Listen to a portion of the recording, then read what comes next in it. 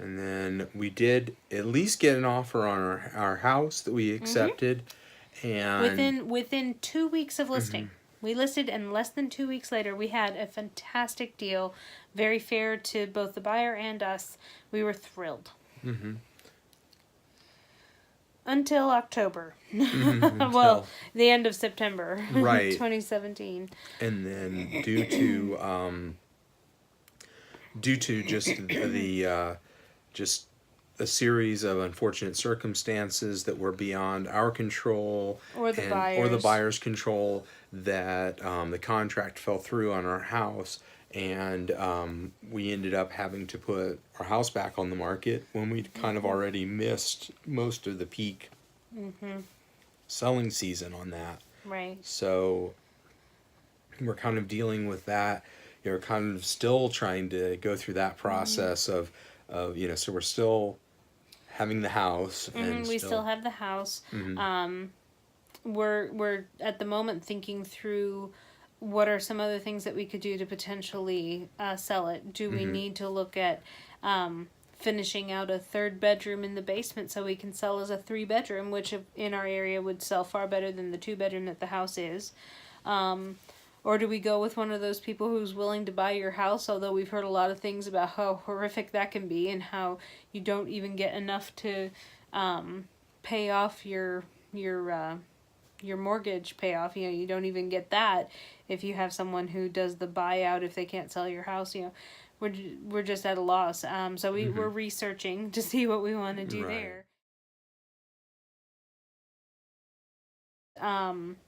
We've applied for Medicaid because we've been uninsured for a few months because the insurance ran out. Can't afford COBRA with no income, and even with applying for Medicaid, we're expecting to be denied because they ask if you're receiving help from family, and guess what? We're receiving help from family, and they ask you how much, and we're just guessing. After watching so many other systems really fail us, like we mentioned, we had a group of friends that we thought would always be at our back and have our back. Nope. We had unemployment that we thought was going to be there to help out, or actually the disability too. My short-term disability, didn't expect that to get denied, so that fell through.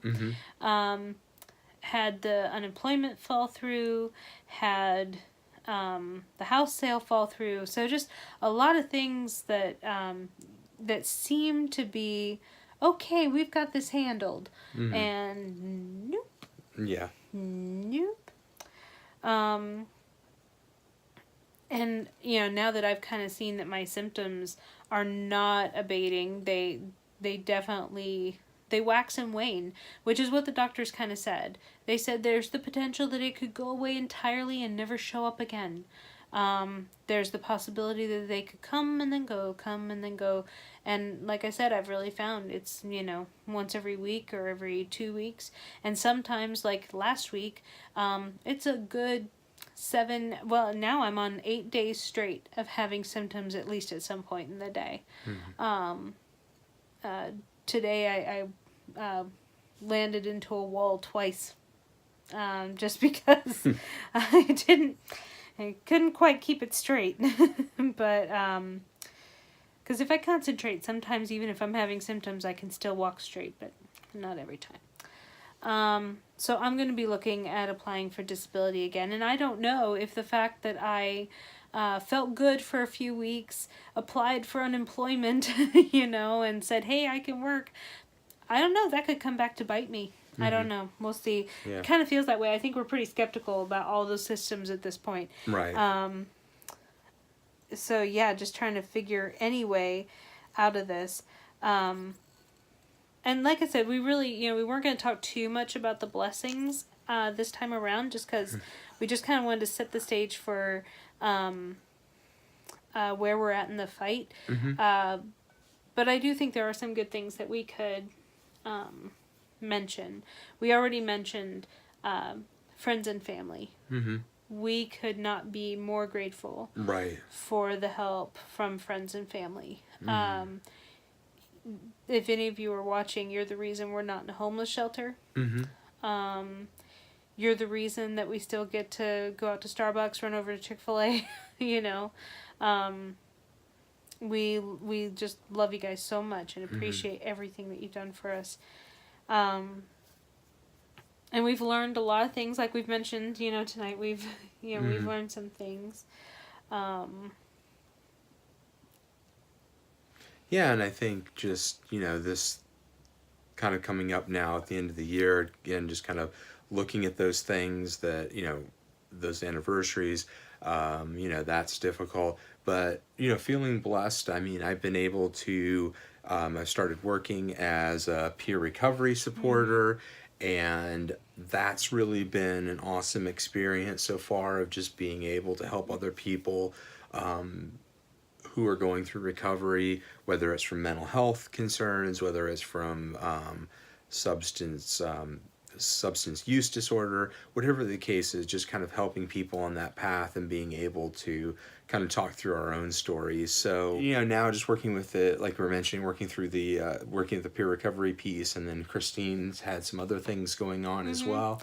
Yeah, one of the biggest blessings for me, you know, like I said, I was really going through a stressful time when I became ill. And to be honest, I to this day see the illness as a blessing. I was working myself into an early grave. They even told me that I was on my way to a stroke if I didn't have this condition stopping me. You know, I very easily could have stroked out not too far down the road. So I am very thankful for neurocardiogenic syncope and how it stops me and makes me not be the Energizer bunny that I've always been, even if that does have its own frustrations. But one of the things that I was able to do when I would feel horrible and just be lying in bed trying to get the symptoms to stop, I could sit there with my phone and record little bits of music. I've always loved the singing and songwriting thing, and my most favorite thing is musical theater. And we'll be announcing further things in a couple of weeks. But I have been working, I will just say, I have been working on a musical. Some of you have already heard about it. And gonna have a big announcement coming in a couple of weeks, so you can be watching for that. But yeah, we've got that going on, and of course we're both working here at Recovery Rebels, right. And just trying to help you avoid any pitfalls that we can help you avoid, and share anything that we can share that might be helpful. As different people are going through recovery, or if they have family members that are going through recovery.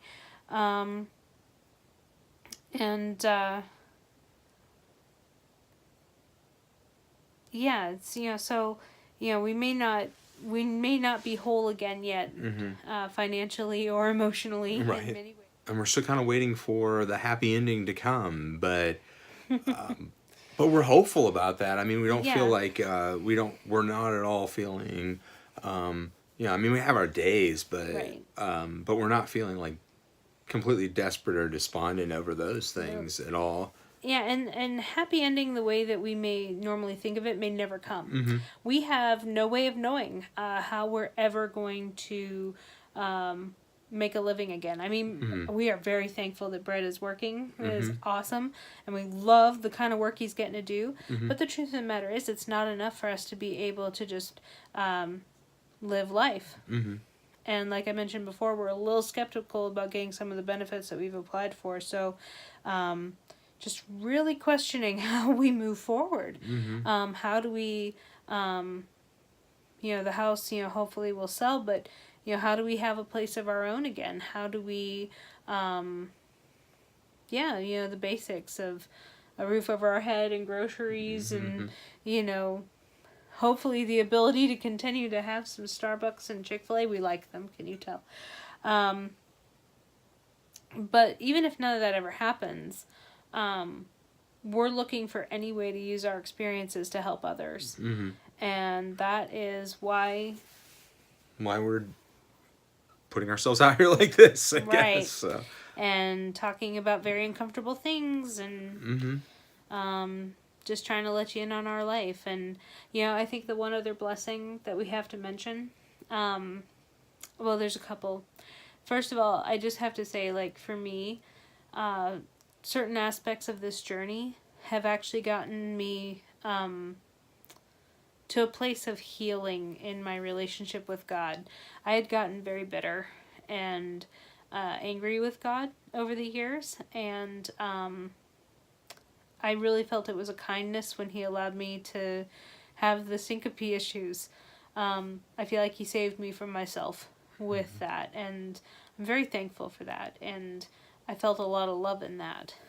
So I have to thank Him for giving us the friends and family that have kept us afloat, and for giving us, a roof and food and all of that, and frankly, a good life. Mm-hmm. We're having a good life right now, which is really bizarre given the circumstances. Yeah. And then the other one I have to mention, and I'm actually going to take the camera and kind of shift up, but if you can see the little picture behind us, that's a James Christensen piece called The Bride. I'm going to try and get the camera back now. But that was my wedding gift from Brett. And I think we can both agree probably the largest gift of everything that we've been given has been our marriage. Mm-hmm. Yeah. We are so married. Mm-hmm. Can I just tell you? Just that whole two becoming one thing. This is the kind of stuff that breaks people up sometimes. Mm-hmm. But with us, it's really made us closer. Mm-hmm. Everything we've walked through has made us closer. Mm-hmm. Yep. And I think that's the important thing with all of that too. Is we still have each other, and we're still together, and we're still kicking. Mm-hmm. And I like the fact that now we're less focused on living our life for ourselves, and we're more interested in how we can be of help to other people and tell our story to see how it might be able to help you. Mm-hmm. Yep. So we'll keep you posted. Mm-hmm. We'll, that's a lot of this, is that we're going to talk about the things that have worked for us, the things that haven't, and we're going to keep you updated. Mm-hmm. So, and I like the fact too that we're bringing everybody in when we don't have the answers and when we're in the middle of a really bumpy ride. Right. So, Yep. Is that it? Yep. That's all. That's all. Bye. Bye.